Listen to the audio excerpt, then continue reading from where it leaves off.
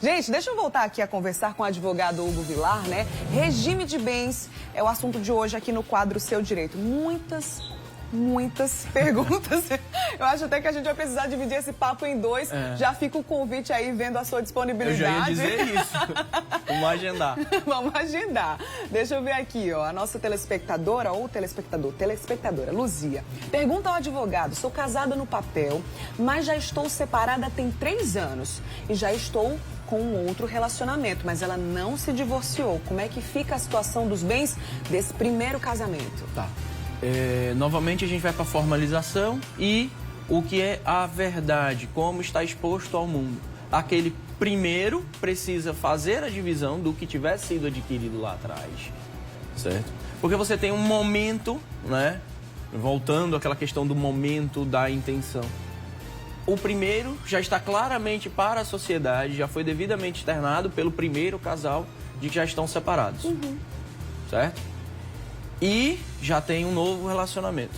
Então, cada um vai ter seu momento, né? Cada um vai ter sua divisão de bens, o que tenha sido adquirido. Espera que ela seja bastante próspera, tenha muita coisa a dividir. Mas o grande problema aí viria em eventual inventário.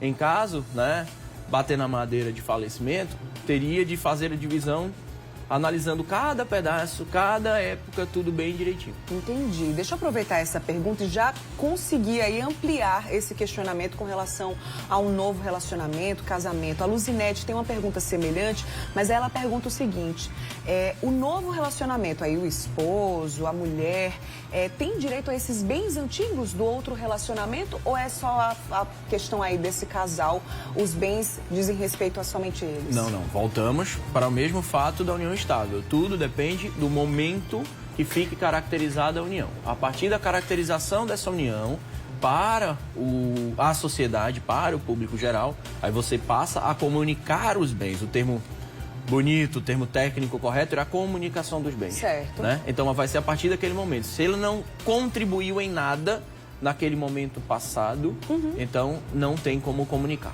Perfeito. Mais uma pergunta aqui agora, não tem o nome da nossa telespectadora, mas ela disse que casou em comunhão de bens, não tem filhos com o esposo, mas ele tem uma ex-mulher e ele tem filhos com essa ex-mulher. Ela quer saber se esse filho tem direitos para esse casal, para esse relacionamento agora, o atual. Esse filho tem direito?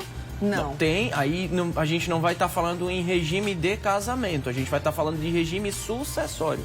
A gente já vai passar para eventual falecimento dele, certo? Em caso de eventual falecimento dele, vai ter o regime sucessório com ela, né, a nossa telespectadora, Sim, em concorrência com o filho, porque ela vai entrar como meira, né? Ela vai ter a cota parte dela de 50% daquilo que ela participou, daquela que ela envidou forças para adquirir, e a outra metade vai para esse filho. Certo. O casamento anterior vai ficar o que tiver sido, complementando com a pergunta anterior, o que tiver ocorrido lá atrás. Se já tiver ocorrido, né, a separação de bens e a formalização encerrado tudo, não tem mais nada. Mas se for, vamos misturar as duas perguntas, né, para complicar, né? Então a gente teria de fazer o primeiro, teria de fazer o segundo, e aí o filho entraria no primeiro e no segundo. Certo. Entendeu? Teria todo esse passo a ser analisado. Em caso de falecimento, aí não somente de aí separação, isso, né? já seria uma mistura de regime de casamento com regime sucessório. Perfeito. Agora, uma pergunta muito comum aqui, vi inclusive vários telespectadores perguntando isso. Ao decorrer desse casamento, é possível alterar esse regime de bens? Lá atrás eu coloquei separação total de bens, que você falou que é o menos comum, né? Agora eu quero alterar, quero comunhão total de bens. É possível? Sim. Esse pacto pós-nupcial, existe o antenupcial, que é antes do momento de formalização, e tem o pós-nupcial. Via de regra, ele é para piorar. Nunca ele é para juntar. E se for para juntar, né, para você sair do separação total para a comunhão, pode ficar aquela dúvida acerca de qual motivo. Então, a regra geral é que essa alteração seja feita por meio judicial. Certo. Então, eu preciso entrar com uma ação homologatória para que um juiz verifique, escute as partes, investigue toda a situação e as partes façam um ato formal judicial dizendo que querem alterar o regime. Porque normalmente é sair da comunhão, né, para a separação total, é para piorar normalmente. Sim. Então, para evitar que isso aconteça, isso é necessário de um ato formal judicial. Muito bem. Conversei aqui com o advogado Hugo Vilar e aí eu quero o seguinte. Tem muitas perguntas aqui no WhatsApp do Mulher Demais, certamente no @CorreioTV também. Então você me manda aí, Bruna, queremos continuar esse bate-papo.